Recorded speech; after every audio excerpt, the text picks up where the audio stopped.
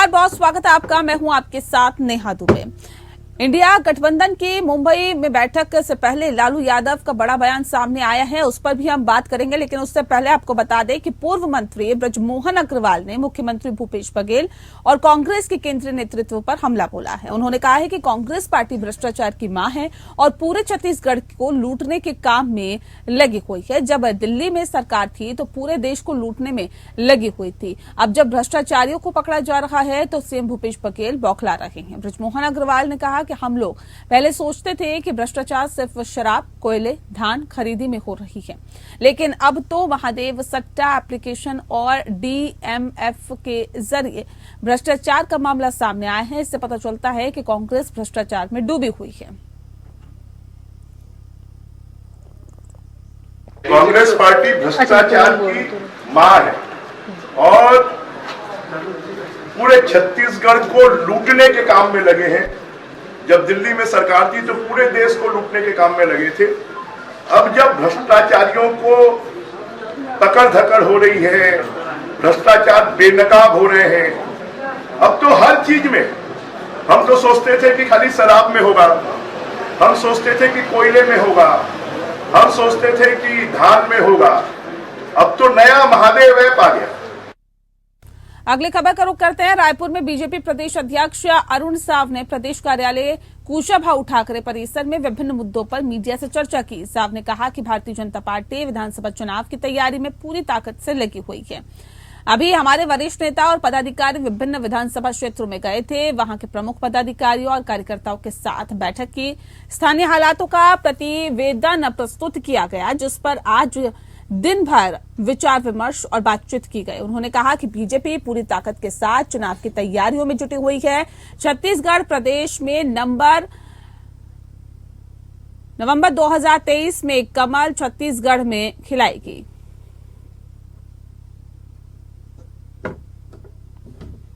ये तो पूरा छत्तीसगढ़ देख रहा है कि किनके राज्य में कबीरधाम जैसी घटना हुई, किनके राज्य में बीरनपुर जैसी घटना हुई और छत्तीसगढ़ में इतिहास बना कि 100 दिन से अधिक किसी गांव में धारा 144 लगा। किसके राज्य में इस प्रकार से अपराधियों के हौसले बुलंद हुए हैं, किस प्रकार से बड़ी बड़ी घटनाएं, दिन दहाड़े घटनाएं, चाकूबाजी की घटनाएं, हत्या की घटनाएं दिन दहाड़े हुई है। ये बताता है कि राज्य में कांग्रेस की सरकार में किस प्रकार से अपराधियों के हौसले बुलंद हुए हैं और जब कांग्रेस के विधायक ही हिंसा पर उतारू हों। वीरगांव के एक शैक्षणिक संस्थान में आजादी के अमृतकाल के अवसर पर चंद्रयान की सफलता को लेकर एक कार्यक्रम का आयोजन किया गया। रायपुर सांसद सुनील सोनी कार्यक्रम में मुख्य अतिथि थे।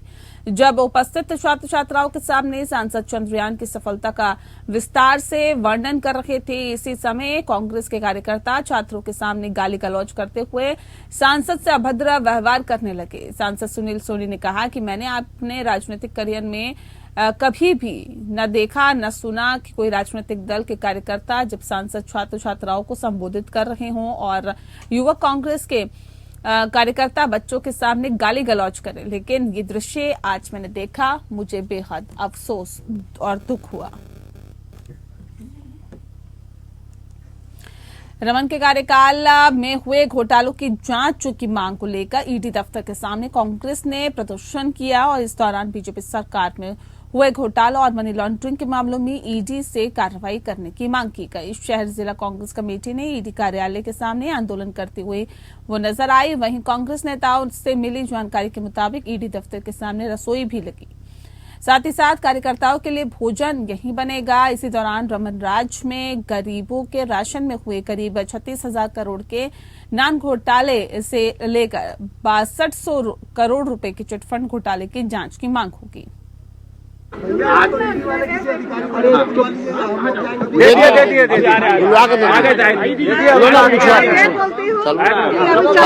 तो ये आज के प्रदर्शन का क्या उद्देश्य है और ये क्या देखिए, लगातार छत्तीसगढ़ में ईडी, सीबीआई और इनकम टैक्स के लोग छापा मार रहे हैं और फर्जी तरीके से किसी के यहाँ भी जाकर जांच कर रहे हैं। कोई आधार नहीं है ईडी का छापा मारने का या जांच करने का। केवल भाजपा के कार्यकर्ता के रूप में छत्तीसगढ़ में ईडी और इनकम टैक्स काम कर रही है। हम लोगों की मांग है कि 2003 से लेकर 2018 तक जो भाजपा के कार्यकाल में नान घोटाला हुआ, ओडीएफ का घोटाला हुआ और रतन जोत का घोटाला हुआ, इन घोटालों की भी जांच, रमन सिंह के कार्यकाल की जांच ईडी क्यों नहीं कर रही है।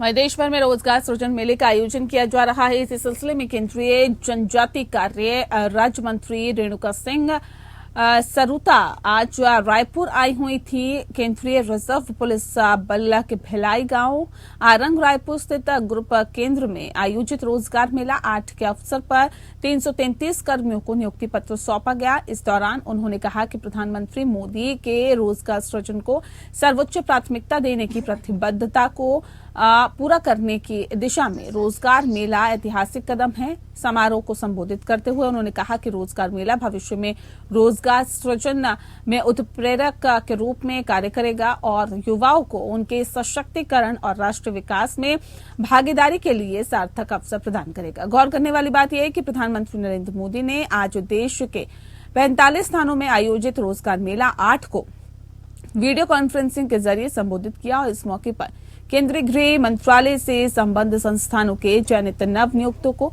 नियुक्ति पत्र प्रदान किए।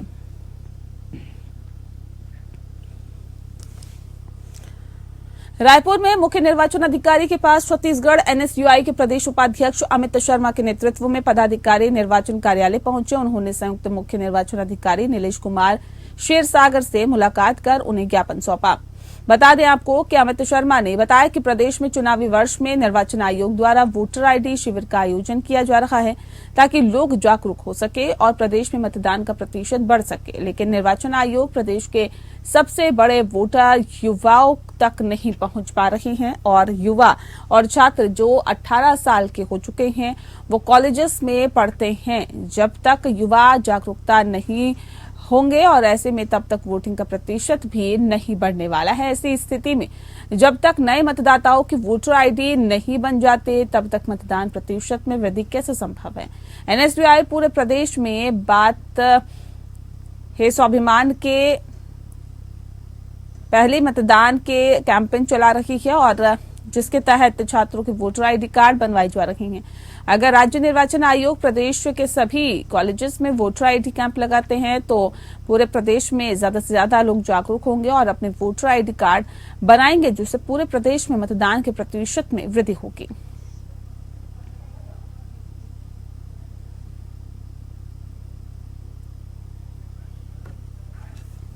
छत्तीसगढ़ में चुनावी समर का दौर चल रहा है। कांग्रेस बीजेपी अपनी अपनी जीत के दावे कर रही है और अब जिला एमसीबी के मनेन्द्रगढ़ विधानसभा सीट पर सियासत के रंग दिखने लगे हैं।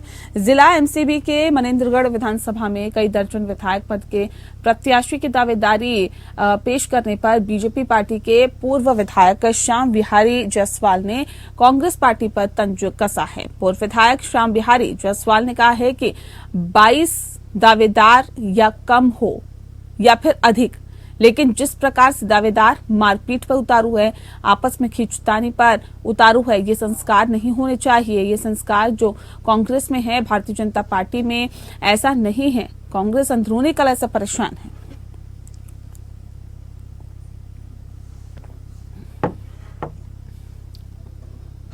देखिए, 22 दावेदार हों या कम हो या अधिक, सभी राजनीतिक दलों में जो राजनीतिक क्षेत्र में काम करते हैं, कार्यकर्ताओं की स्वाभाविक इच्छा होती है कि हर कोई किसी बड़े पद पर पहुंचे। और जहां तक कांग्रेस के 22 दावेदार हैं, उससे कहीं प्रकार की कोई दिक्कत नहीं है। लेकिन जिस प्रकार से दावेदार जूतम पैजार मारपीट पर उतारू हैं, आपस में खींचातानी पर हैं, जैसे कोरबा में उनके प्रभारी जी आए थे, तो जो दावेदार हैं और कई गुट के लोग आपस में हाथापाई की नौबत आ गई। तो ये संस्कार नहीं होना चाहिए और ये संस्कार कांग्रेस में है। भारतीय जनता पार्टी में भी कई कार्यकर्ता ऐसा हैं कि जो कोई विधानसभा लड़ना चाहता है, कोई नगरीय निकाय लड़ना चाहता है, कोई लोकसभा लड़ने की इच्छा रखता है। तो हमारे यहाँ सभी अपनी बातों को एक निश्चित फोरम पर रखते हैं और कांग्रेस जैसा परिपाटी हमारे में न तो आवेदन लेने की है और न ही आपस में टिकट को लेकर लड़ाई झगड़े मारपीट और खींचातानी की बात है। विश्व फोटोग्राफी दिवस पर फोटो जर्नलिस्ट एसोसिएशन और रायपुर प्रेस क्लब ने 19 अगस्त से 28 अगस्त तक फोटो प्रदर्शनी का आयोजन प्रेस क्लब में किया था और आज प्रदर्शनी का समापन श्रम कर्मकार मंडल के अध्यक्ष सनी अग्रवाल ने किया।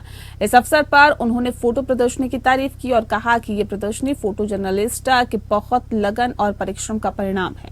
भविष्य में और भी ज्यादा प्रदर्शनी लगाने में सहयोग करने की बात कही है। इस अवसर पर अनिल गोकुल सोनी उपस्थित थे और लगभग 25 फोटो श्री गोकुल सोनी, विनय शर्मा, राजकुमार चतुर्वेदी, नरेंद्र बंगाले, पंकज मुस्की, राजेश सोनकर, दिनेश यदू जर्नलिस्ट ने भाग लिया। जावेद खान, संतोष साहू, दीपक पांडे सहित कई लोगों की फोटो को प्रदर्शित किया गया।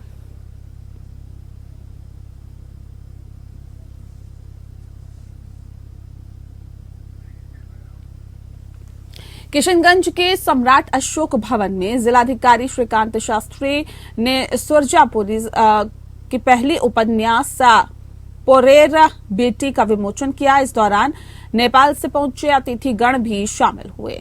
बता दें आपको कि लेखिका मिली कुमारी द्वारा इस उपन्यास को लिखा गया है और ये सुरजापुरी भाषा में पहला उपन्यास है। सुरजापुरी सीमांचल के कई जिले समेत पश्चिम बंगाल और नेपाल राष्ट्र के कई क्षेत्रों में ये भाषा बोली जाती है, जिसे लेखिका ने वैश्विक पहचान दिलाने के उद्देश्य से ये उपन्यास लिखा है। इसको लेकर किशनगंज के जिलाधिकारी श्रीकांत शास्त्री ने बताया है कि यहाँ के लोग अपनी संस्कृति भाषा से दूर हो रहे थे, जिसे इस बच्ची ने काफी सराहनीय प्रयास किया है। मैं आगे बढ़ने की शुभकामना देता हूँ। वहीं इस पुस्तक में लेखिका ने बताया है कि सुरजापुरी समाज में बेटियों की स्थिति कैसी है, कैसी मनोस्थिति रहती है जब घर में रहती है, फिर जब ससुराल जाती है। वहीं नेपाल से पहुंचे अतिथि जो नेपाल सुरजापुरी डेवलपमेंट कमेटी के सचिव हैं, उनका कहना है कि सुरजापुरी बोली जो सिर्फ बोली जाती थी वो अब भाषा के रूप में विकसित होगी। साहित्यकार लोग इस पर कलम चलाएंगे और जिस तरह से मैथिली और भोजपुरी में अंतर्राष्ट्रीय स्तर पर काम चल रहा है, उसी तरह हम लोग इसे आगे बढ़ाने के लिए नेपाल सरकार से भी मदद लेकर प्रयासरत है। वहीं किशनगंज में 21 सूत्रीय मांगों को लेकर टाउन हॉल में समीप आपको बता दें कि बिहार प्रदेश मुखिया महासंघ के आह्वान पर एक दिवसीय धरना के तहत विरोध प्रदर्शन किया गया। इस दौरान सरकार के खिलाफ जमकर नारेबाजी की गई। ये प्रदर्शन जिला मुखिया संघ के जिलाध्यक्ष अखलाकुर हुसैन के नेतृत्व में किया गया, जिस दौरान जिले के सभी मुखिया, प्रतिनिधि और उप मुखिया धरना स्थल पर पहुंचे और केंद्र और राज्य सरकार के खिलाफ जमकर प्रदर्शन किया, नारेबाजी की। वहीं मुखिया संघ के जिलाध्यक्ष अखलाकुर हुसैन ने कहा है कि ग्राम पंचायत को 73वां संविधान संशोधन के तहत प्रदत्त सभी 29 अधिकारों को पूर्ण रूपेण ग्राम पंचायत को सौंपने और आम सभा से चयनित ग्राम पंचायत योजनाओं को प्राथमिकता देने के साथ ग्राम सभा से जुड़ी कई योजनाओं में ब्रेडा सफल हो चुकी है। इसे पूर्ण ग्राम पंचायत को सौंपने, पंचायत सरकार भवन निर्माण कार्य, पंचायत के अंतर्गत होने वाले कार्य, पंचायत में बंद पड़े कबीर अंत्येष्टि योजना को चालू किया जाए।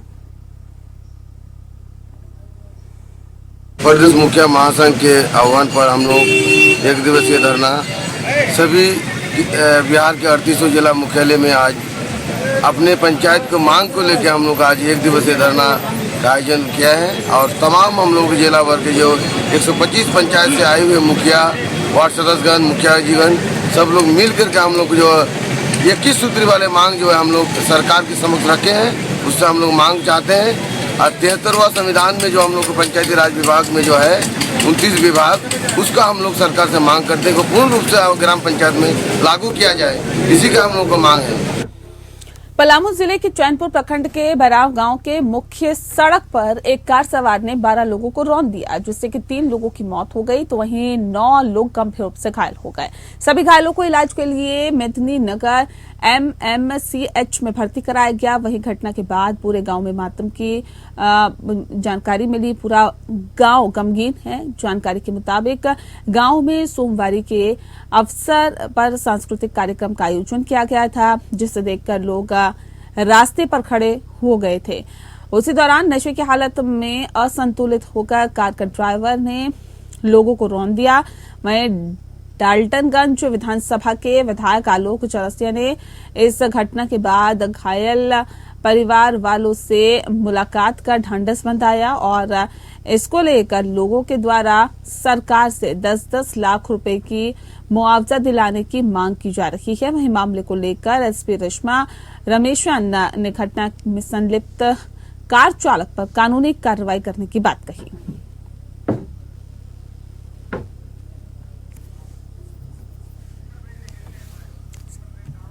कोटा में एक और छात्र ने आत्महत्या कर ली है। मिली जानकारी के अनुसार खुदकुशी करने वाले छात्र का नाम आदर्श था, जो बिहार का रहने वाला था। आदर्श ने टेस्ट दिया और उसके बाद आत्महत्या कर ली। वहीं आदर्श के भाई बहन जब कमरे में पहुंचे तो पंखे से लटकते शव को देखा। वहीं मौके पर पहुंची पुलिस ने आदर्श के शव को नीचे उतारकर MBS अस्पताल के मॉर्चरी में रखवाया। इससे पहले 27 अगस्त को 4 घंटों के अंदर 2 बच्चों ने आत्महत्या कर ली थी।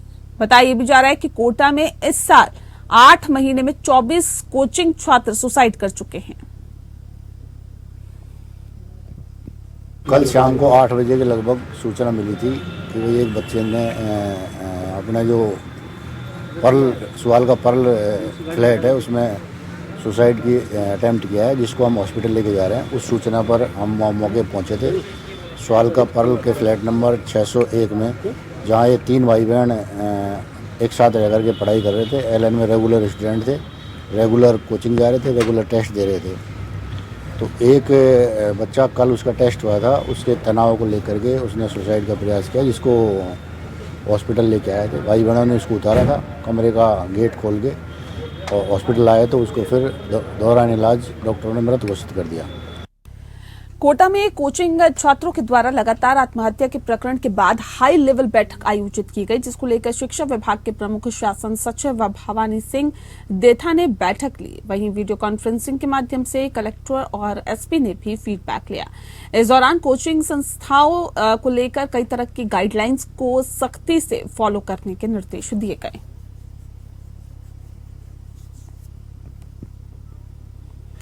राजस्थान में चुनावी सरगर्मी तेज होती जा रही है और कांग्रेस और बीजेपी में होड़ लगी हुई है कि जनता को कैसे अपने फेवर में किया जाए। इसी को लेकर बीजेपी चित्तौड़गढ़ में युवा नव मतदाताओं का विशाल अभिनंदन कार्यक्रम शुरू करने जा रही है।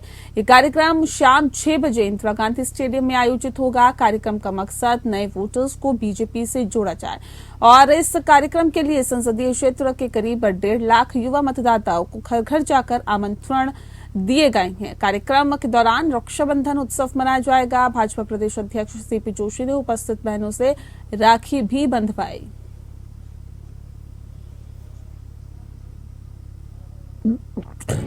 कांग्रेस पार्टी के निकम्मे शासन में राजस्थान पूरी तरह अपराजिस्तान बन चुका है। केवल 24 घंटे में राजस्थान में ऐसी वारदात हुई है जो सबको शर्मसार कर रही है। भरतपुर में फिर गैंगवार हुई और गोलियां मारकर एक शख्स को मार दिया गया। जयपुर में एक व्यक्ति की हत्या करके रेलवे ट्रैक पर उसको फेंक कर चले गए। जयपुर के ही जमारामगढ़ में एक फार्म हाउस में गला रेत कर एक आदमी की हत्या कर दी गई। किस तरह कावड़ ले जा रहे एक यात्री की किस तरह वहां उसको चाकों से गोद कर मार दिया गया। जयपुर में एक युवती के दिन दहाड़े चाकू में मारकर उसको घायल कर दिया गया और आज एक युवती को कुएं में फेंक दिया गया। राजस्थान जिस दौर से गुजर रहा है आज, वो इतिहास में राजस्थान ने कभी देखा नहीं है, ना देखने का आदी है। कल रात को जिस तरह से बांसवाड़ा में कावड़ यात्रा लेकर जा रहे संजय की चाकू घोंपकर हत्या कर दी गई, ये राजस्थान की कानून व्यवस्था का जनाजा है। आप ये देखिए, राजस्थान के मुख्यमंत्री जो खुद राजस्थान के गृह मंत्री हैं 4.5 साल से, उन्होंने प्रदेश को अराजकता की स्थिति में धकेल दिया है। स्थिति यह है कि मुख्यमंत्री को एक काबिल आदमी नहीं मिला 4.5 साल में अपनी सरकार में जो गृह मंत्रालय को संभाल सके।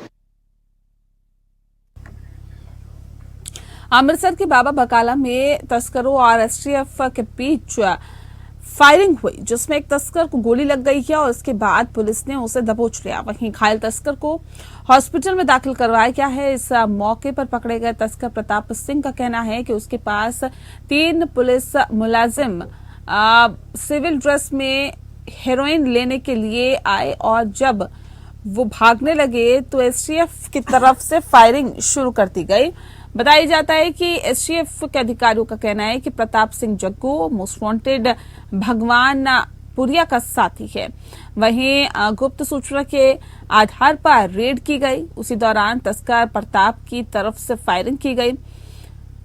एसटीएफ की तरफ से जब फायरिंग की गई तब तस्कर को गोली लगी और जिससे कि वो गिर गया। फिर पुलिस ने उसे दबोच लिया। मौके पर प्रताप सिंह के कब्जे से 350 ग्राम हेरोइन और एक पिस्तौल बरामद की गई है।